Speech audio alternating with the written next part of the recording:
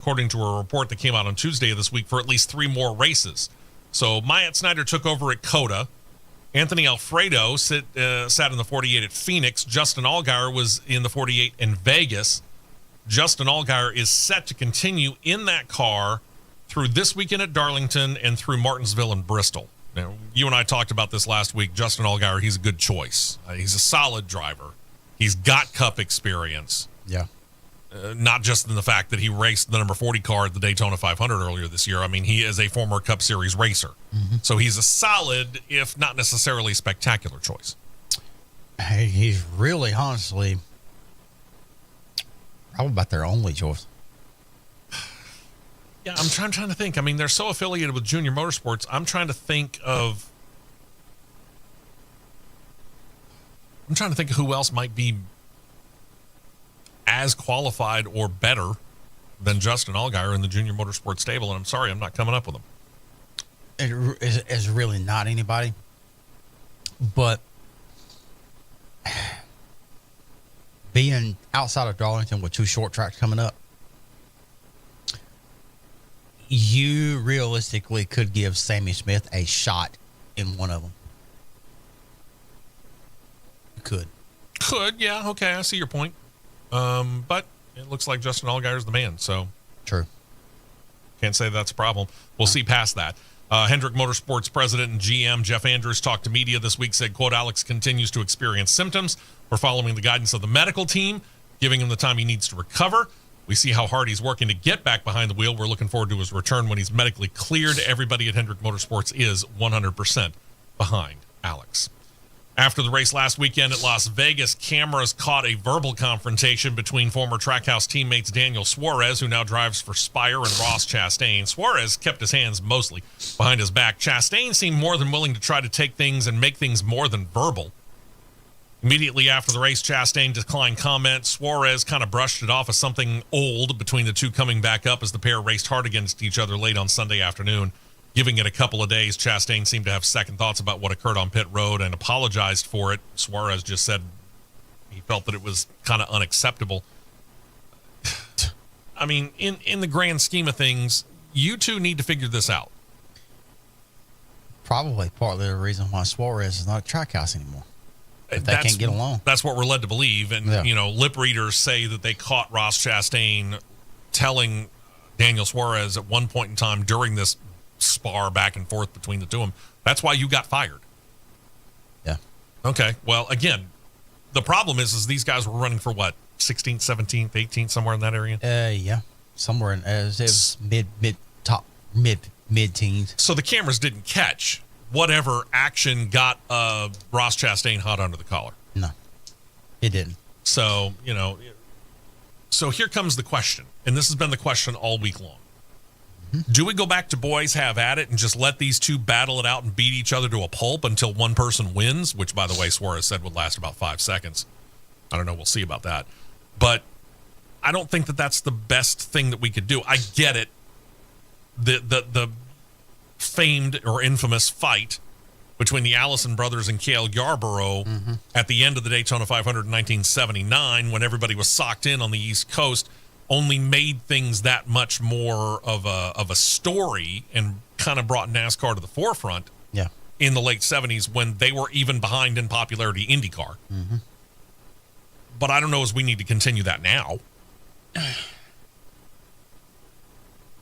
Probably not. But, I mean, you can let them handle it to a degree. Sure. Without throwing fists. You know, there's a part of me that wants, and you've seen this as well. Heck, you may have been involved in it.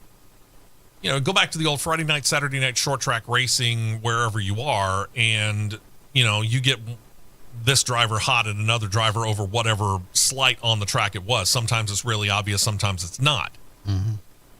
I was a PA announcer at the late great Birmingham International Raceway. Thank you very little, Larry Langford, for tearing it down for no reason whatsoever.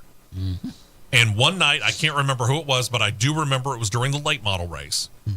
And one driver got another driver messed up, and those guys got onto pit road, and we could tell, even though pit road wasn't greatly lit, you could tell that the pit crew and the driver were headed from their stall over to whoever stall it was that they were ticked off at. Mm-hmm.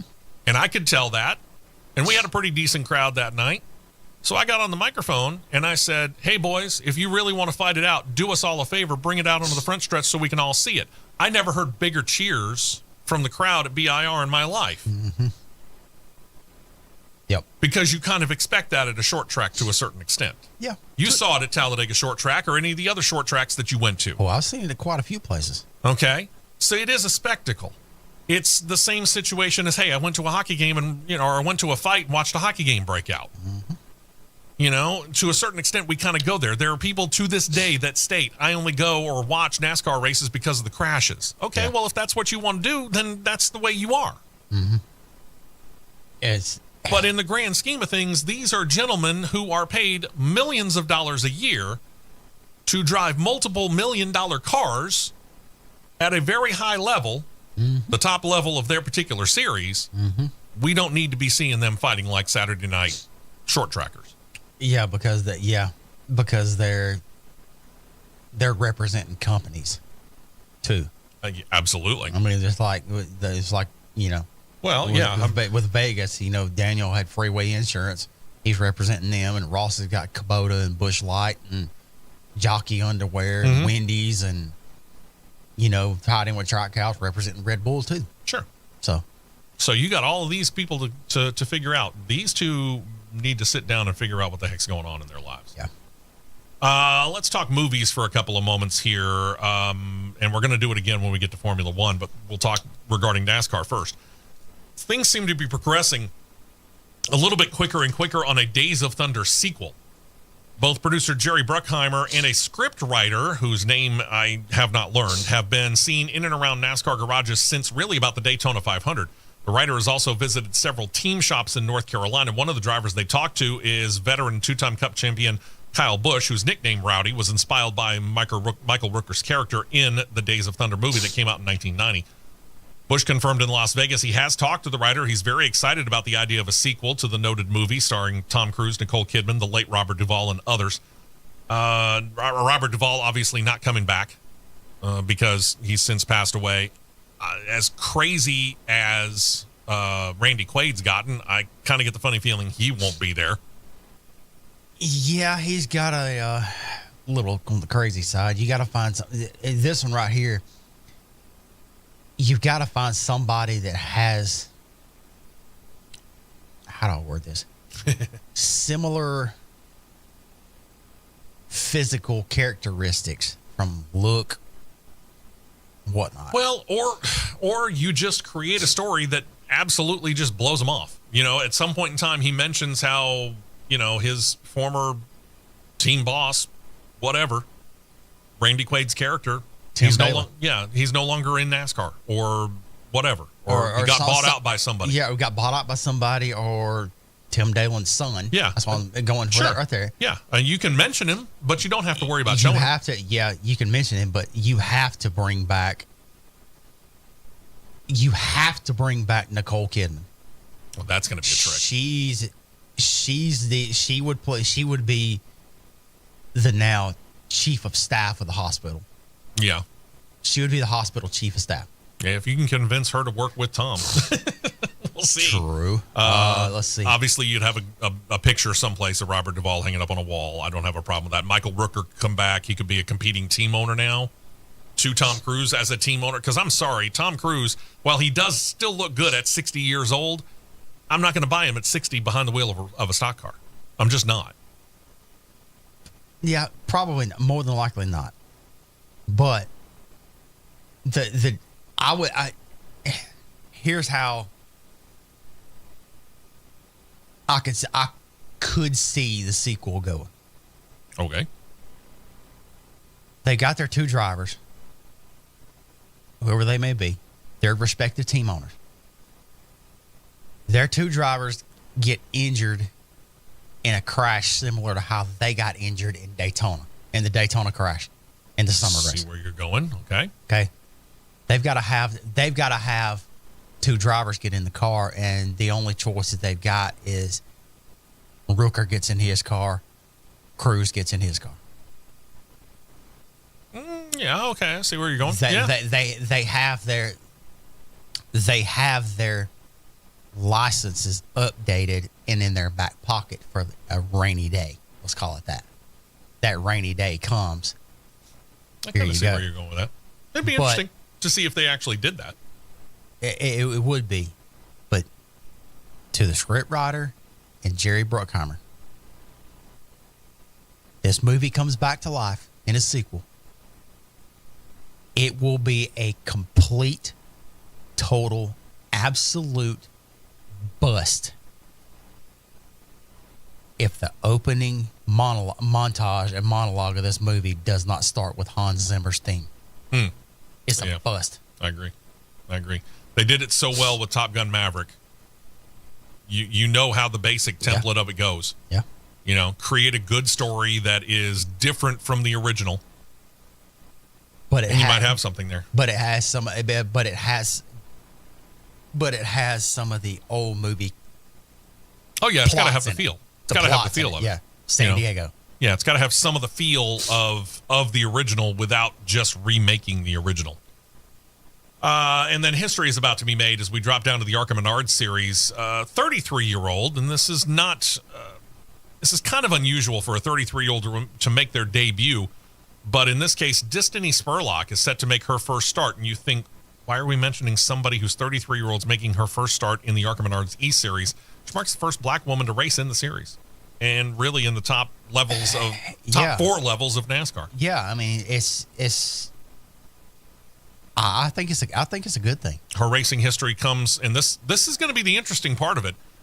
Her racing history comes mostly from motorcycle drag racing, XDA Motorcycle Drag Racing Series, most notably becoming the first to win in the real street division of that. She was only the second woman to compete in the NHRA's Pro Stock Motorcycle division, regardless of color.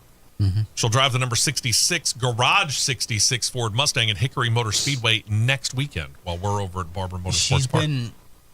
To my knowledge, she's been running some late model races, getting her feet wet and learning the stock cars and doing a lot of testing, and she's held her own. There you go. So good luck to her. Yeah, for sure. I think it's a good thing. In a couple of weeks, we'll update it on this. Next week we can't, obviously, because we're going to be out of Barber Motorsports Park. Plus, things are going to change. We'll let you know here that in the next about 30 minutes or so. When we come back, we're going to talk Formula One. We'll continue to talk movies, actually, when it comes to Formula One. Plus, changes at McLaren and changes at Aston Martin. Who needs it more? Could be argued. Some people might say McLaren. We'll debate that next. We will be right back with more on the Championship Racing Network.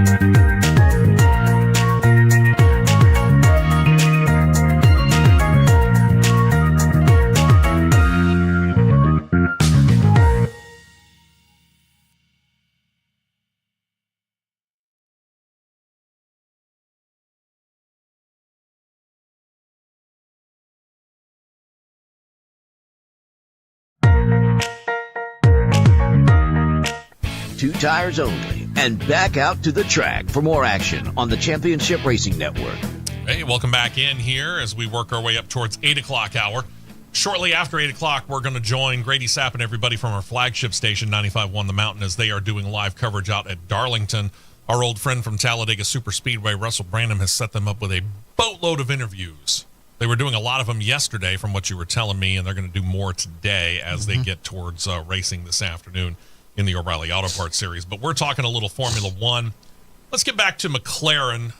We talked about it in the race recap earlier on in the show. They've got problems. They didn't even make it out. One of the cars actually made it out onto the grid, but was not able to answer the call for the formation lap, much less the race, because both of the cars had electrical issues plaguing them. One might think it would be the same problem. After all, it's the same team, right? Well, turns out it wasn't. Lando Norris said in an interview, it was backed up later by Oscar Piastri, they were totally different problems on the two cars that kept them from being able to answer the call. Problems were related to the Mercedes power units that McLaren uses, different faults, the team said, that affected the same component.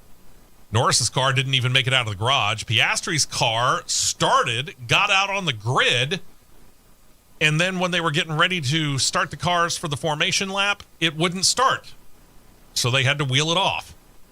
Team principal Andrea Stella said, quote, what happened today is that on Lando's car in preparation for the laps to the grid, we saw there were problems with the electrical side of the power unit. We couldn't communicate with this component. On Oscar's side, the car was able to go to the grid with no issues at all, but once on the grid, the car wouldn't fire up again. It appears to be a problem with the same power unit component on the electrical side, but a problem of a different nature. We're going to review this with Mercedes high-performance powertrains to get to the reason for these faults. It's funny, Mercedes isn't having that problem. That is kind of weird. So I don't know. Weird. We'll have to see what it is. And here's the thing. Mercedes isn't going around there going, you know what, we're going to sabotage McLaren. They're not in the business to do that. True. Ferrari's not in the business of doing that to the Haas F1 or the Cadillac power units they send to them. Mercedes isn't in the business of doing that to any of the customers they've got, and so on and so forth. It's just not the way that they act. Right. So it is an interesting situation, and it will be interesting to find out what ultimately was the situation. Yeah. Then there's bigger problems. I don't know. We could argue this. Aston Martin, not looking good coming out of the gates here. Problems related to their new Honda power plants, and it's got things really in the HQ of Aston Martin up in arms to the point where Adrian Newey, who was brought over from Red Bull just last year as the team principal and the man in charge of designing the cars, and keep this in mind, he's the man who designed the Red Bull cars that won 4 in a row drivers and Constructors' Cup championships under Sebastian Vettel, and then turned around and did it again with Max Verstappen.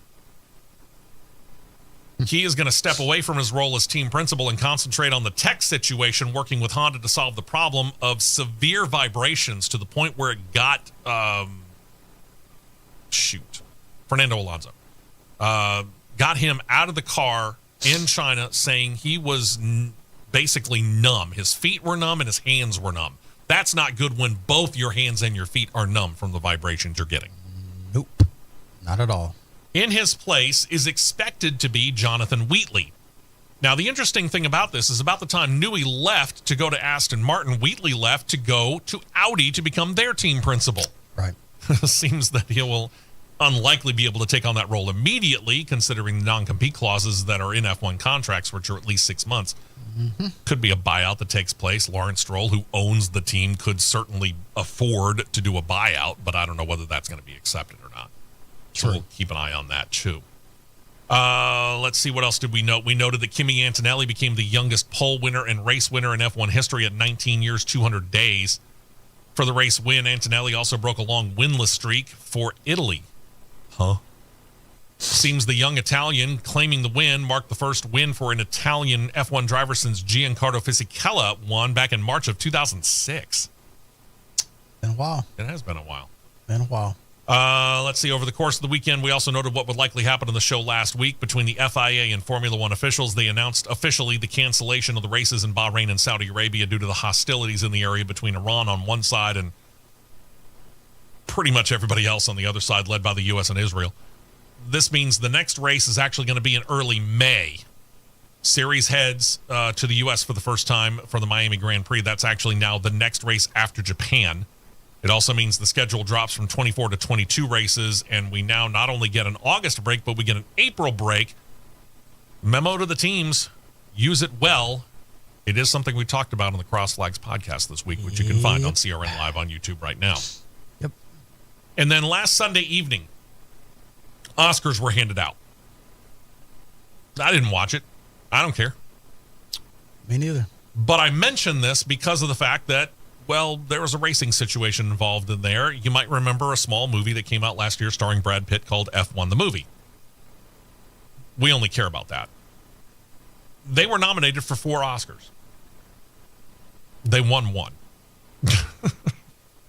Specifically, they won the one for Best Sound. The movie missed out on Best Picture, Best Visual Effects, and Best Film Editing. They did win on Best Sound. I got to admit, they did a great job on that. And I'm a little surprised they didn't win on editing because of the amount of film footage that they had from actually being on racetracks during practice sessions and having those cars out there. Yeah. They did a really, really nice job. They did. They did a fantastic job with it. If you haven't seen it, it's right now available to you on Apple Plus if you have that. Lewis Hamilton, who was a producer on the picture, said, quote, "It's amazing to see. I don't know if it's the sport, but to see how much promotion there is around the world, to see the buzz, see new people getting excited for the sport in the way that so many of us were growing up. It's really great to see that it's expanding. And on top of that, I'm still here, still part of it, and to witness it." He was talking about also having talked to director Jerry Bruckheimer and the movie's director Joseph Kosinski, who were at the award ceremony. Lewis Hamilton was not. For the record, I'm going to go ahead and put this out there now. Despite what some morons insist on posting on social media, supposed pictures of any F1 drivers at the Oscars, pure AI. It did not happen. Drivers could not have made it to Japan from Los Angeles in time for the ceremony.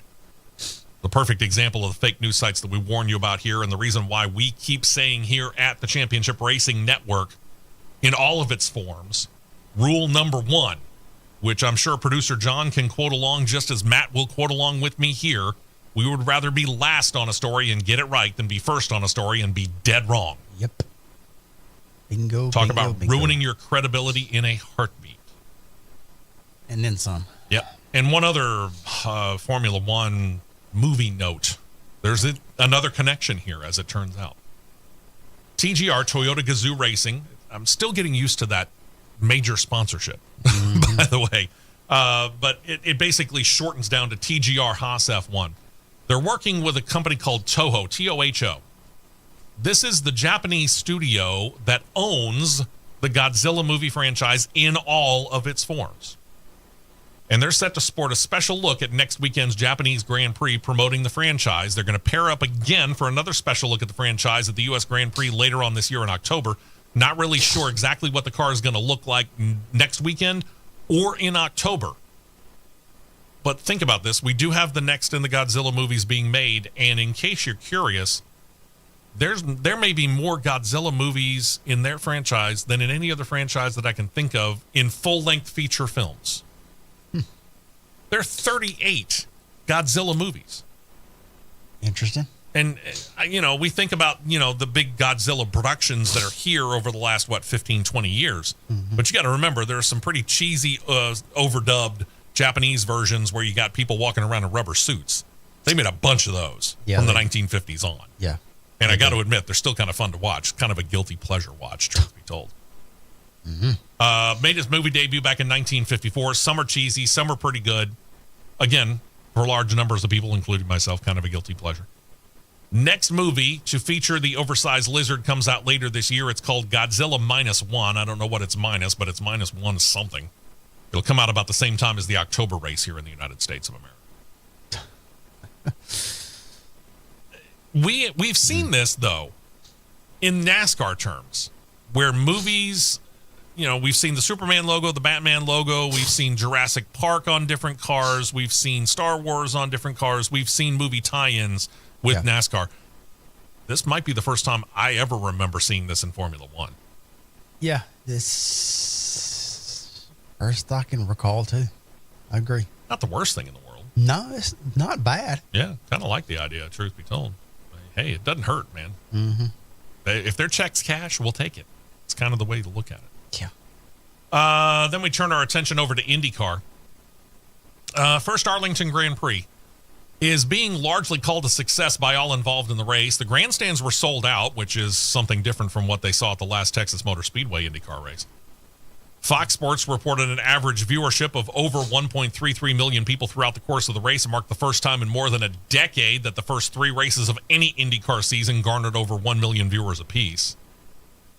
To begin the season with 3 straight races outside of an Indy 500, this getting that number, it's an improvement over the 2025 season, where other than the Indy 500, only 4 races over the course of their entire year on Fox garnered viewership of at least 1 million viewers on average. This is Fox, now with part ownership of IndyCar. They're minority owners, don't get me wrong. Penske Entertainment still owns the vast majority of the IndyCar series, but they do, Fox Sports owns a small stake in it, which is why every single race ends up on the main network. Yeah. And it's why we make fun of them every time they put the Cup Series over there, because the Cup Series generally draws twice the amount, if not more, than the viewership than the IndyCar Series does. Yep. But yet you're going to put Major League Soccer on, which is 5th out of the 4 major stick and ball sports. Yeah. Yes, I did say that purposefully. Crazy. It's crazy. So I'm not really sure why, but hey, these are the things that they do. But to put a better light on it, I think it's great news. And I watched I caught the end of the Arlington Grand Prix coming home from church. I got to admit, that track actually was better than what I initially feared it might be. I really thought this might be a disaster, but it was a better course than I thought it was, than I was thinking it might be. When you have 95% of the field lauding, saying this is arguably the best street course I've ever driven, it does say a lot. I mean, I was skeptical about it too. I mean, no less than Scott McLaughlin said this is the best street course he's ever driven. Yeah, I mean, I was very skeptical because I've been to that area where the track was, whatever you're going to call it. Sure. A couple of times and had a familiarity with the layout, and I'm thinking going, ooh, this is going to be sketchy. But I mean, the long straightaway being by measurements being, they said, was like 900 feet longer than the longest straightaway at Monza.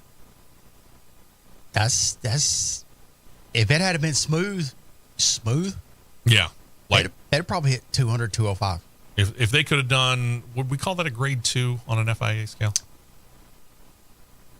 I would say, yeah, probably a 2. Okay, and the reason I ask is because I know Barber Motorsports Park is grade 2. Yeah, Barber, for example. 2. And Barber Motorsports Park is a smooth track. It is aged well. Yeah. You know, Detroit is maybe the bumpiest thing that I've ever seen an IndyCar drive on, not including going to Sebring and doing practicing. Yeah. Sebring is ridiculously bouncy. Yeah. I saw a pretty good amount of bouncing there. You know, yeah, I agree with you. If they could smooth that thing out, man, wow. You want to talk about getting some speed. Agreed. I agree. Wonder what Arlington will do now. Good question. We've given you a hint. Smooth it out. Question. Smooth it out. IndyCar's set to do another crossover, not with NASCAR this time. They're actually going to work with the NCAA football situation. When we get to the Indy 500, Indiana University and national championship winning head coach Kurt Signetti is going to be the honorary pace car driver for the famed race. That actually makes a heck of a lot of sense when you think about it. Yep. I like that dude. Yeah, I do too. I like that too. I do too. The back-to-back AP Coach of the Year is going to climb into the pace car, help lead the famed 33 car to the field to the green flag. Joining other notables from the sports world that are pulling the duty, including in the past, we've seen Pro Football Hall of Famer Michael Strahan do it. Baseball Hall of Famer Ken Griffey did it. Actor-turned-racer Patrick Dempsey. Several other well-known names over the years. You think about what Signetti has done. Yeah. Coming from little-known, producer John and I know it because we lived in the Shenandoah Valley for a long time, but not a whole lot of people know about James Madison University out of Little Harrisonburg, Virginia. But he brings that team out onto becoming a national power, jumping up into the Football Bowl subdivision. Then he gets a job offer at Indiana University with respect to the Hoosiers. one of the dregs of the college football world. Still, even to this day, one of the losingest programs in college football history. And their history goes back a ways. And flips it in 2 years. But flips it in 2 years with a whole bunch of JMU transfers and dominates last year. In fact, they're on a 16-game winning streak, longest in the nation. He's on a 10-plus game Big Ten conference win streak, which he's playing against pretty big names like Ohio State, Penn State, and Michigan. Traditional blue bloods in the college football world. I mean, it's when you only have 2 losses in 2 years in the Big Ten, that says a lot. Dude, good on Kurt Signetti, man. But it goes to show you that star ratings coming out of high school and NIL money doesn't matter. Yeah, it matters what's in here. Culture matters. Yep, it matters what's in here. I just, you and I are both Patriots fans. We've said it. We've made no bones about it. But I go back to the, I think it was the NFL Films Brady 6, talking about the draft day when Tom Brady went behind 6 other quarterbacks. Yeah. And it was Steve Mariotti, who was at that point in time the head coach of the San Francisco 49ers, who said, we just looked at the stats. We didn't break open his chest and look at Tom Brady's heart. And if we had done that, things might have been different. Yep. But we didn't do that. We just looked at the stats and we looked at this guy who ran a 5-second plus 40-yard dash and went, whatever. And we went with another quarterback. That quarterback didn't make it a year in San Francisco. Looking for the ultimate weekend in Birmingham? The Children's of Alabama Indy Grand Prix is back at Barber Motorsports Park, March 27th through 29th, bringing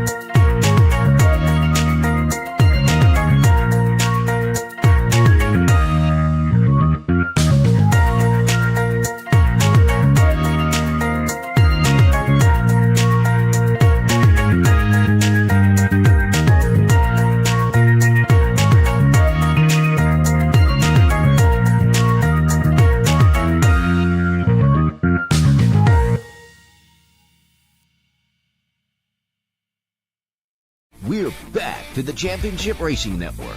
Welcome back in. Final segment here where we are hoping to be able to join Grady Sapp and the guys from our flagship station, 95.1 The Mountain, out at Darlington here. in about, just a few more minutes, about 10 minutes after 8 o'clock. We just talked about IndyCar doing a crossover here where the AP Coach of the Year and the defending national championship head coach going to be doing the pace car out for the Indy 500. Speaking of the Indy 500, Andretti Global, usually up for adding another car for that race. Parent company TWG Motorsports, though they're kind of busy in some other series. You might remember they're, of course, over the Cadillac F1 team, too. But they are still looking at one of the world's most famous races and whether or not a fourth entry is a good move. Word is they're close to making a final yes or no announcement. The team has put a one-off car into the race each and every one of the past 5 years. Marco Andretti, who had semi-retired, was the one coming back to do that one race behind the wheel. But Marco says he's done driving, period, now, so not really sure who might get in the car should they enter one. Team principal Ron Rzuski told media, quote, "We are still actively discussing what the best thing is for the Indy 500 because it needs to be value added. A fourth car at the Indy 500 needs to be value added, not a distraction. I'm a firm believer in that. I think we're pretty close to making a decision, I'd say, within the next week or so to firm something up. I think the obvious choice here is now formerly a Formula 2 driver, former IndyCar driver Colton Herta, technically still an employee of TWG Motorsports. They got a significant stake, obviously, in the Cadillac F1 team. Herta's a reserve and test driver for them. And now with the cancellations for the next month, he doesn't really have any schedule conflicts. No. That would be the logistical choice. Sure. We'll see whether or not it actually happens. Yeah, true. I don't know. Rahal Letterman Lanigan Racing, on the other hand, has decided whether or not they will add another car or not, and they will. They have pulled former full-time team driver and two-time Indy 500 winner Takuma Sato back for another race at the Indy 500. There's going to be in the number 75 Honda-powered entry. This marks Sato's 17th Indy 500. He's going to get support from toolmaker Amada. Go for it. Yeah. Meyer Shank Racing adding a car for the race, their choice to drive it. This makes sense. Helio Castroneves. Castroneves is, let's just say, somewhat familiar with winning this race. He's won it no less than 4 times. His drive for 5 will continue this year in the MSR number 06 sponsorship coming from a company called Cliffs Steel. Never heard of them.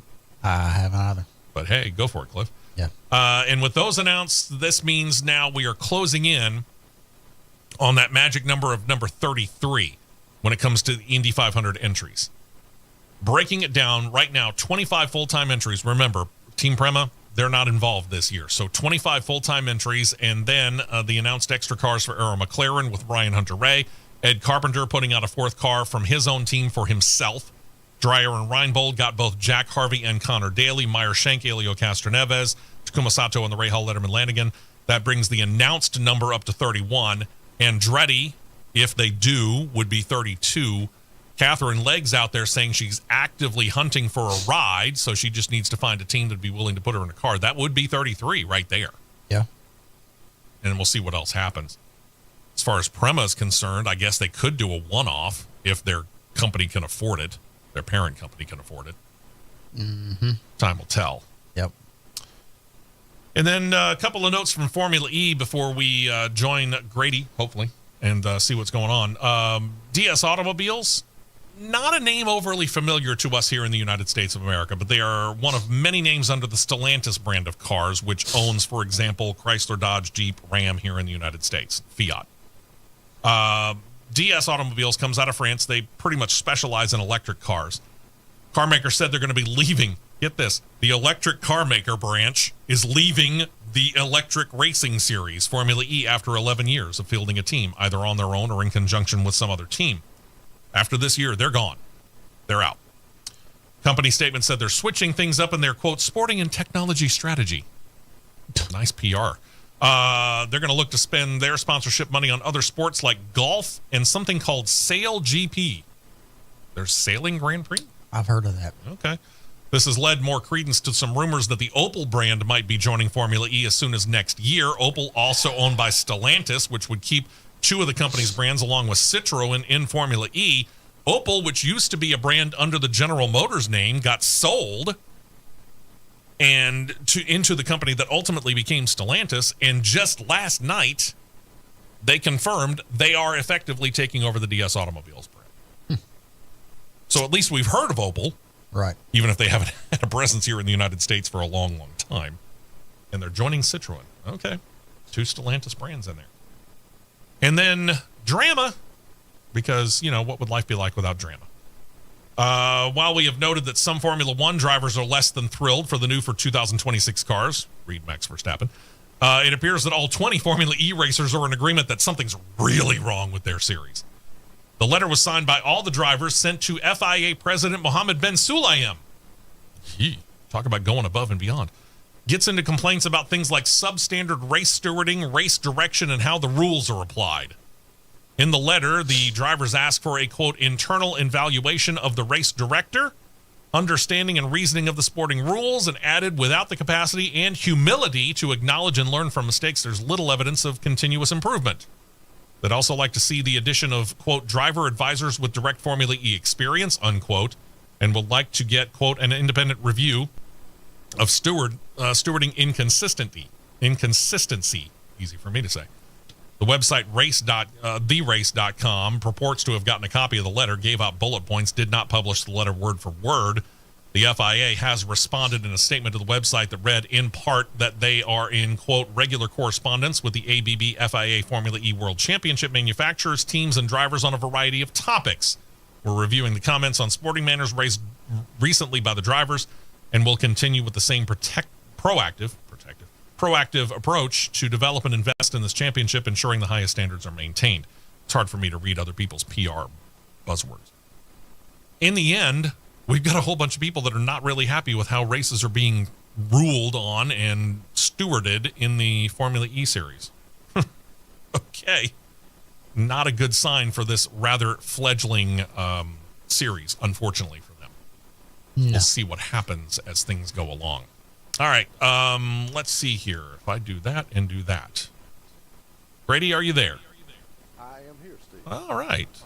Good to have you on. I've got a little bit of an echo of myself, but we're going to get over that. That's no problem. Okay. Maybe help you with that. Okay, so your first guest is coming up, but I want to take a couple of moments here, and I want to thank you, because last week, after we got done with the regular show, we did a quick YouTube show that broke the news. This is going to be our last show on this radio station. And on behalf of Matt and producer John and myself and everybody else involved with this, dude, we got to say thank you, because you have been an amazing host. You've been an amazing host radio station, and we can't say enough good things about everything that Lake Broadcasting and 95.1 The Mountain has done for us over the course of the time that we've been together.